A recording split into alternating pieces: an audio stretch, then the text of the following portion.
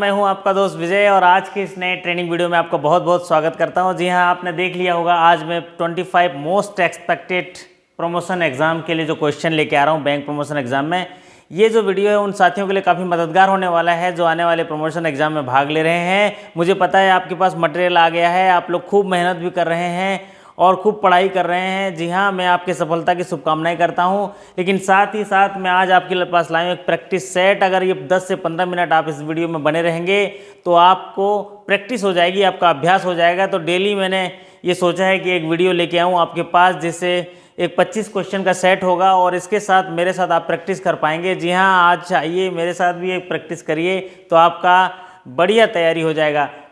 जी हाँ, मैं जानता हूँ आपके पास सारा मटेरियल है, सारा चीज़ है, लेकिन समय की कमी होती होगी। तो जी हाँ, अपना मोबाइल जहाँ पर भी आपको थोड़ा इंतजार मिल रहा है, 10-15 मिनट का समय मिले, मोबाइल खोल के इस पर प्रैक्टिस कर लीजिएगा। आपकी सफलता को सुनिश्चित करने में काफ़ी मददगार होगा। तो चलिए आज का वीडियो शुरू करते हैं। आज हम लाए हैं 25 मोस्ट एक्सपेक्टेड क्वेश्चन जो बैंक प्रमोशन एग्जाम में आएगा और ये जो सवाल हैं वो उनके साल रिकॉर्ड क्वेश्चन में आए थे और बैंक के प्रमोशन एग्जाम में आए थे। तो चलिए आज का पहला सवाल शुरू करते हैं। देखिए मेरे साथ आप लोग आइए, मेरे साथ इस सवाल को करिए और अगर आपको इस सवाल का उत्तर आता है तो आप कमेंट सेक्शन में ए बी ऐसा करके भी डाल सकते हैं। जी हाँ, पहला सवाल है CERSAI has been set up under which act. जी हाँ, CERSAI has been set up under which act. Option है आपके CGTMSE एक्ट है, सरफेसी एक्ट है, ट्रांसफर ऑफ प्रॉपर्टी एक्ट है, रजिस्ट्रेशन एक्ट है। जी हाँ, अगर आपको पता है तो फटाफट कमेंट में कर दीजिए, नहीं तो मैं अभी उत्तर बताने वाला हूँ। जी हाँ, central reconstruction of assets and security interest जो ऐसे इमूवेबल प्रॉपर्टी का रजिस्टर रखता है जिससे एक प्रॉपर्टी में बहुत सारे लोन ना हो जाएं, इसके लिए रजिस्टर मेंटेन करता है और ये जो है वो सरफेसी एक्ट के तहत किया जाता है, सरफेसी एक्ट के। तो इसका सही उत्तर होगा सरफेसी एक्ट। जी हाँ, इसका सही उत्तर होगा सरफेसी एक्ट। अगर आप कर लिया तो बहुत बढ़िया। चलिए अगले सवाल पे चलते हैं। अगला सवाल है कि CRR is maintained on. CRR, जी हाँ, एक कैश रिजर्व रेशियो है जो रिजर्व बैंक के साथ मेंटेन करना पड़ता है बैंक को। तो CRR जो है किस आधार को रखते हुए मेंटेन करता है? ऑप्शन आपका NDTL है, बी है ग्रॉस लोन, सी है ग्रॉस डिपॉजिट, डी है कासा डिपॉजिट। जी हाँ, बैंकों को उनके पास लोगों की जमा पूंजी का कुछ हिस्सा रिजर्व बैंक के पास करंट अकाउंट के रूप में रखना पड़ता है जिस पर कोई ब्याज नहीं मिलता और न ही उसका इस्तेमाल बैंक कर सकते हैं, तो उसको CRR बोलते हैं। और इसका सही उत्तर आप बिल्कुल अगर जानते होंगे तो कमेंट सेक्शन में आप लिख दीजिए, आपकी भी प्रैक्टिस हो जाएगी। जी हाँ, इसका सही उत्तर है वो NDTL। जी हाँ, net demand and time liability. इसका सही उत्तर है net demand and time liability.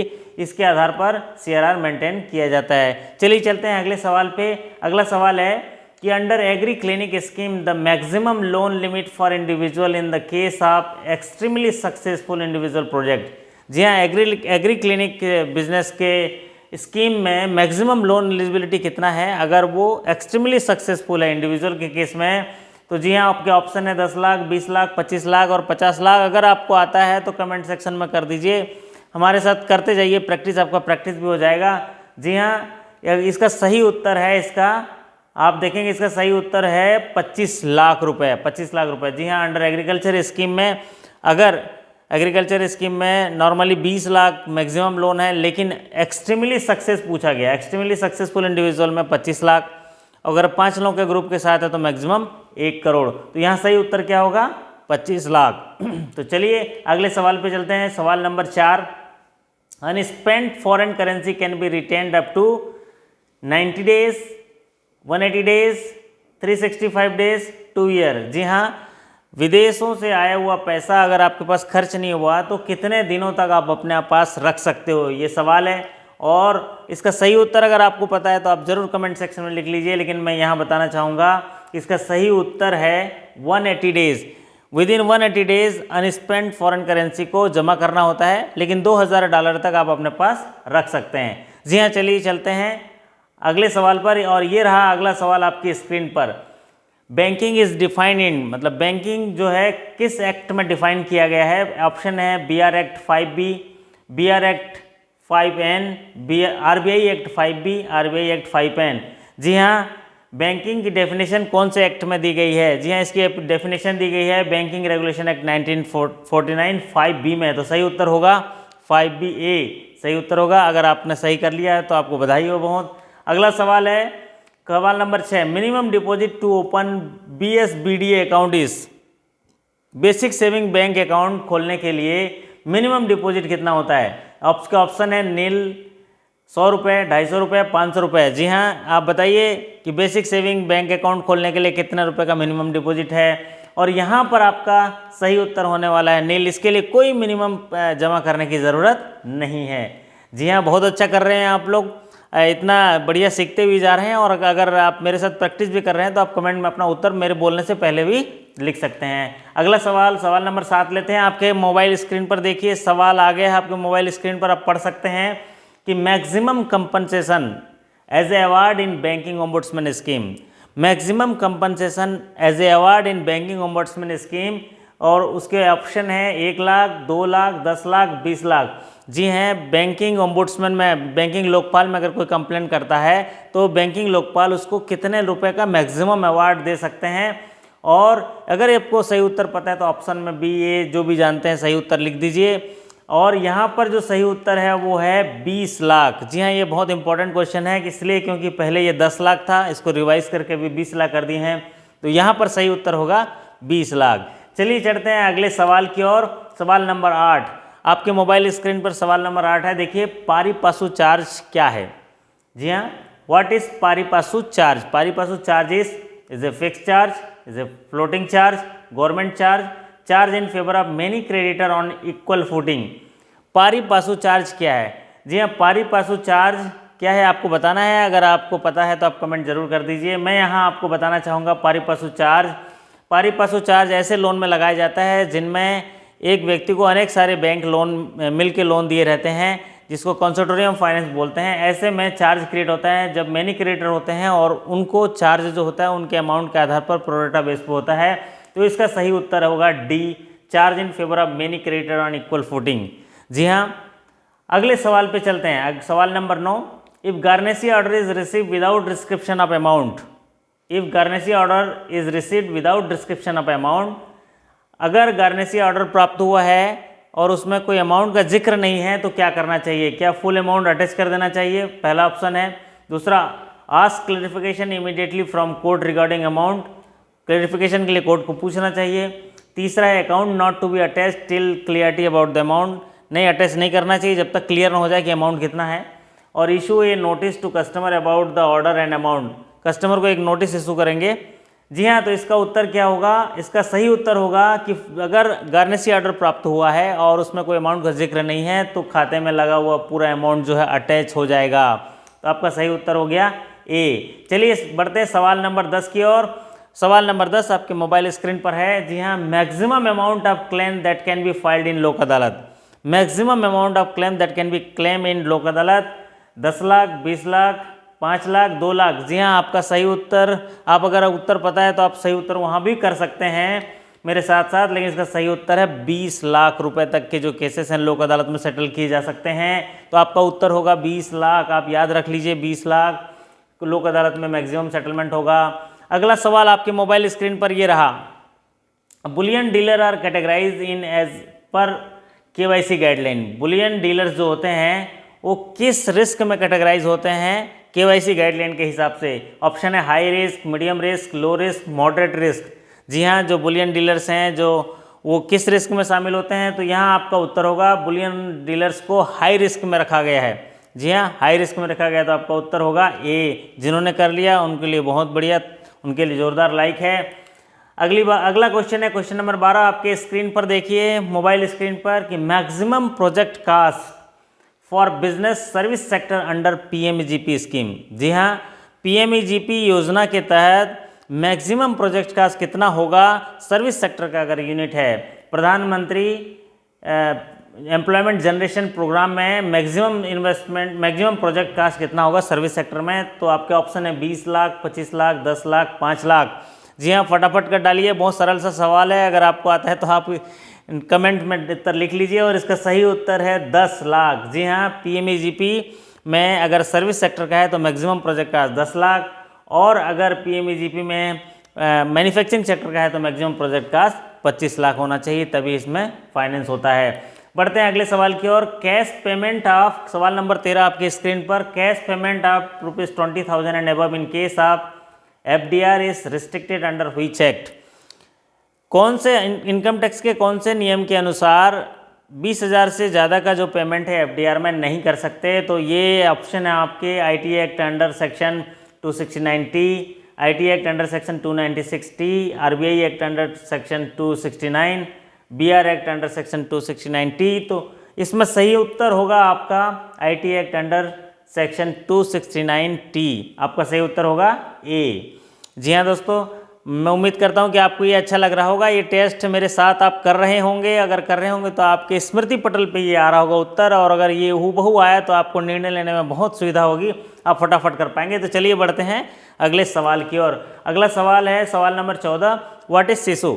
देखिए छोटा सा सवाल पूछ दिया व्हाट इज शिशु, और आपको घुमा दिया क्या कि व्हाट इज शिशु, शिशु क्या है, 50,000 तक के जमा, पहला ऑप्शन दिया है। देखिए दूसरा ऑप्शन दिया है कि loan for agriculture up to 50,000, तीसरा ऑप्शन दिया loan to minor up to 50,000, और चौथा आंसर दिया loan up to ₹50,000 under Mudra scheme. जी हाँ, इसका उत्तर होगा सीधे सीधे मुद्रा स्कीम पर। मुद्रा स्कीम में 50,000 तक के अगर लोन होते हैं तो उनको शिशु बोलते हैं, 5 लाख तक के लिए लोन होते हैं तो उनको बोलते हैं किशोर बोलते हैं, और 5 लाख से 10 लाख तक जो लोन होते हैं उनको तरुण बोलते हैं। तो आपका उत्तर होगा डी। चलिए बढ़ते हैं अगले सवाल की ओर। सवाल number 15, cash kept in currency chest is owned by. Currency chest में रखा हुआ जो कैश है उसका मालिक कौन होता है, किसका वो क्या कहाँ चला जाता है? ऑप्शन है आपका SBI, RBI, respective bank, government of India. Cash kept in currency chest is own by, और इसका सही उत्तर है साहब सीधे सीधे, इसका सही उत्तर है RBI। RBI से है इसका सही उत्तर। तो जिन्होंने भी RBI कर लिया वो बधाई के पात्र हैं। जी हाँ, अगला सवाल बढ़ते हैं। सवाल number 16, current account operated by finance director dies, status of the cheque signed by him. एक कंपनी के फाइनेंस डायरेक्टर की डेथ हो जाती है और चेक उनसे साइन किए गए हैं, तो कैसे होने चाहिए? ऑप्शन है can be paid, option B है return with note drawer deceased, and C can be paid subject to ratification by member, D can be paid if cheque is presented within 1 month of demise. तो आप इसका सही उत्तर होगा can be paid, क्योंकि finance director की death हो गई, उनके मरने से पहले तक जो साइन करके चेक दिए हुए हैं उनका पेमेंट भुगतान कर दिया जाएगा। उत्तर होगा कैन बी पेड। चलिए बढ़ते हैं अगले सवाल की ओर। सवाल नंबर 17 बहुत इंपॉर्टेंट सवाल है, ध्यान से देखिएगा। Banker customer relationship is standing instruction. Banker customer relationship in standing instruction, अगर आपका स्टैंडिंग इंस्ट्रक्शन लगा है तो उसमें बैंकर और कस्टमर का रिलेशनशिप कैसा होगा? आपके ऑप्शन है a agent and principal, option है डेप्टर एंड क्रेडिटर, ऑप्शन है lessor and lessee, and option D है बेलर एंड बेली। तो जी हाँ, यहाँ पर एक स्टैंडिंग इंस्ट्रक्शन दिया है कस्टमर ने, उस कंडीशन में बैंकर और कस्टमर का रिलेशनशिप क्या होगा? ये सही उत्तर होगा या agent and principal. Bank agent होगा और कस्टमर जो है प्रिंसिपल होगा। जी हाँ, डेप्टर क्रेडिटर होता है, अगर जमा किया हुआ कस्टमर तो डेप्टर क्रेडिटर होता है, लेजर लेजी होता है लॉकर के केस में, और बेलर बेली होता है सेव वॉल्ट जो होता है, सेव वॉल्ट में बेलर बेली होता है। चलिए बढ़ते हैं अगले सवाल की ओर। सवाल नंबर 18। सवाल नंबर 18 आपके मोबाइल स्क्रीन पर बोलता है कि FCNR-B डिपोजिटिस, FCNR-B डिपोजिट जो होता है वो किस रूप में होता है? पहला CASA deposit, only term deposit, high cost deposit, only current deposit. फटाफट कर डालिए, अगर आपको आता है तो कमेंट में इसका उत्तर लिख दीजिए मेरे बोलने से पहले। जी हाँ, इसका उत्तर होता है ओनली टर्म डिपोजिट, क्योंकि FCNR-B केवल टर्म डिपोजिट के रूप में एक्सेप्ट किया जाता है। तो आपका उत्तर होगा बी, FCNR-B। नेक्स्ट जो है क्वेश्चन नंबर 19 आपके स्क्रीन पर, मोबाइल स्क्रीन पर है कि under RTI act seeking information which statement is correct. RTI act से संबंधित जो लोगों को जानकारी प्राप्त करने के लिए एक जबरदस्त एक्ट है RTI एक्ट। इस एक्ट के तहत निम्न में से कौन सा कथन सत्य है खोजना है? Option A reason to get the information, मतलब इन्फॉर्मेशन पाने के लिए रीजन बताना पड़ेगा। Reason is not required to mention, reason बताने की जरूरत नहीं है। Application is to be routed through advocate and return request in stamp paper. तो साहब ये रीजन बताने की ज़रूरत नहीं, मतलब ए गलत है। बी रीजन बताने की ज़रूरत नहीं, बी सही है, तो इसका सही उत्तर होगा बी, सीधे बी सही उत्तर होगा, बाकी सब गलत हैं। जी हाँ, अगला सवाल लेते हैं, आपकी स्क्रीन पर देखिए। क्वेश्चन नंबर 20 बोलता है कि protection to the paying bank in case of alteration in a cheque is available under. Paying bank को एक प्रोटेक्शन मिलता है चेक प्रेजेंट होने पर, अगर उसमें अल्ट्रेशन हो तो कौन से सेक्शन में होता है? तो ऑप्शन है section 85 of NI act, section 89 for NI act, section 90 of NI act, section 98 of NI act. तो उसका सही उत्तर होगा under section 89 of NI act. इसमें एक प्रोटेक्शन मिला हुआ है पेइंग बैंकर को अगर अल्ट्रेशन हुआ है चेक में। तो आइए सवाल बढ़ते हैं सवाल नंबर 21 पर। 21 सवाल देखिए, बहुत इंपॉर्टेंट सवाल है, हर साल आना ही आना है केवाईसी से रिलेटेड सवाल। तो इस सवाल को देख लीजिए, आपके स्क्रीन पर है। अंडर री KYC the period of KYC updating in case of medium risk customer.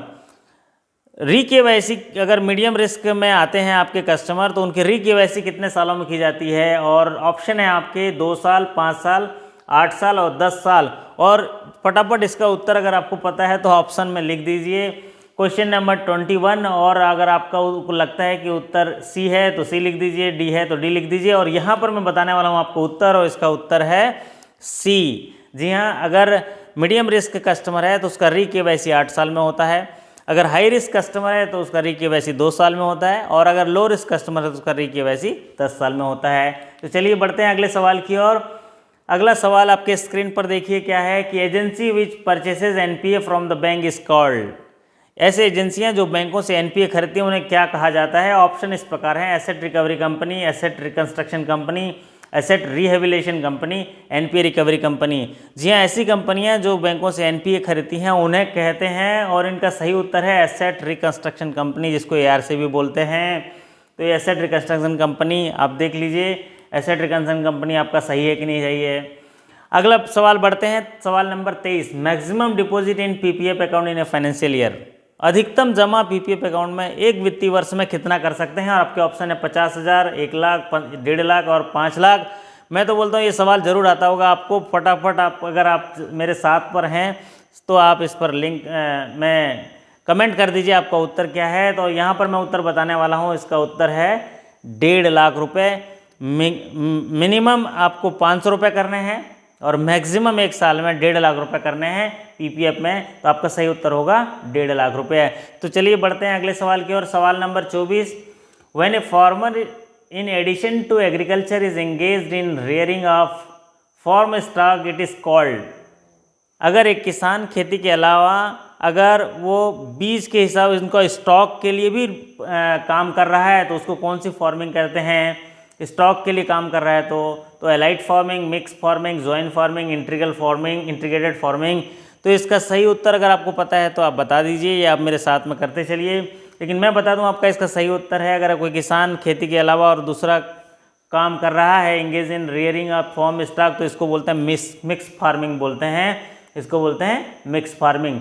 तो चलिए बढ़ते हैं आज के इस अंतिम सवाल में, आज के सेशन के अंतिम सवाल में। क्वेश्चन नंबर 25 है, what type of charge is created on LIC policy. LIC policy पे कौन सा चार्ज क्रिएट होता है? ऑप्शन है लिएन, मॉर्गेज, असाइनमेंट, हाइपोथिकेशन। जी हाँ, एलआईसी पॉलिसी जब बैंक में रखी जाती है तो उसमें कौन सा चार्ज क्रिएट होता है? आप फटाफट इस उत्तर, आपको बहुत सरल सा सवाल है, आप उत्तर लिख सकते हैं इसका, लेकिन मैं आपको बता दूं इसका उत्तर, सही उत्तर है असाइनमेंट। जी हाँ, इसका सही उत्तर है असाइनमेंट। अगर एलआईसी पॉलिसी तो असाइनमेंट कर दीजिए, प्रॉपर्टी आता है तो मॉर्गेज होता है, स्टॉक वगैरह आता है तो हाइपोथिकेशन आता है, और अगर गुड्स वगैरह है तो लियन आता है। लेकिन यहाँ पर एलआईसी पॉलिसी है तो असाइनमेंट सही होगा। तो जी हाँ दोस्तों, ये थी हमारी कुछ 25 मोस्ट एक्सपेक्टेड सवाल जो प्रमोशन एग्जाम में आपको आने वाले हैं और आ भी सकते हैं, और पिछले साल आए थे, रिकॉर्ड बेसिस पे मैंने तैयार किया था। एक छोटी सी प्रैक्टिस आपकी हो गई, मेरे साथ आप थे। जी हाँ, ऐसे ही आने वाले दिनों में मैं ऐसी वीडियो लाते रहूँगा, मेरे साथ रहेंगे। 10 से 15 मिनट निकालिए, आपकी प्रैक्टिस बेहतरीन हो जाएगी, आपकी सफलता सुनिश्चित हो जाएगी। मैं आपको सफलता की शुभकामनाएं करता हूँ और कहता हूँ कि अभ्यास ही सब कुछ है। जी हाँ, पढ़ाई करना, मटेरियल रखना वो तो महत्वपूर्ण है ही है, उसके साथ साथ अभ्यास करना बहुत ज़्यादा महत्वपूर्ण है। देखिए ना, आप जब भी कोई चीज़ को बार बार अभ्यास करते रहते हैं, आपको चुटकियों में कर लेते हो ना, ठीक उसी तरह चलिए मेरे साथ 10 से 15 मिनट डेली निकालिए। इसी समय अगर आप निकालेंगे तो आपका अभ्यास मैं करा दूंगा और सफलता आपकी सुनिश्चित होगी। इस वीडियो को देखने के लिए आपका धन्यवाद। नमस्कार, शुभ रात्रि, good night, thank you so much.